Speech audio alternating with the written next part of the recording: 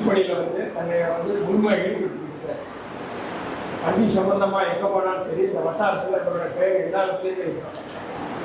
அது மாதிரி நாங்கள் மூலமாக வந்து நீட்டு வந்து கோச்சிங் கிளாஸ் ஆரம்பிக்கலாம் அப்படிங்கிறப்ப காரணம் போய் பார்த்தா அவர் தான் எங்களுக்கு வந்து இடம் வாங்கி கொடுத்தாரு. அரசு பள்ளியில் வந்து அவர் கிளினிக் எடுத்தாப்பே இடம் இருந்துச்சு.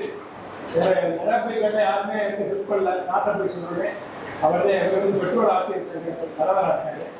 அதனால ஸ்கூலில் சொல்லி எங்களுக்கு இடம் வாங்கி கொடுத்தாரு. அதே மாதிரி காலையில் வந்து கிளாஸ் ஆரம்பிக்கிறதுக்கு முன்னாடியே வந்து இவர் வந்து பேசுவார். வந்து ஒரு 1/2 மணி நேரம். அவர் 1/2 மணி நேரத்தில் கிட்டத்தட்ட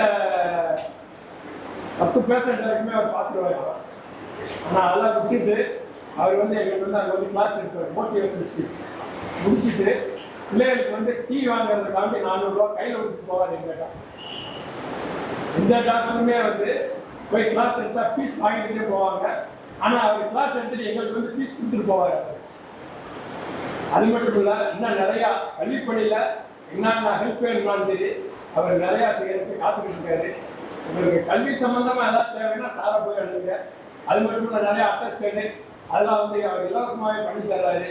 அதனால உங்களுக்கு கல்விப்பணியில் வந்து மென்மேலும் வேறு எதுவும் வாய்ப்புகள் தேவைன்னாங்க சாரை போய் பாருங்க. ரெண்டாவது நான் போய் சொன்னேன்.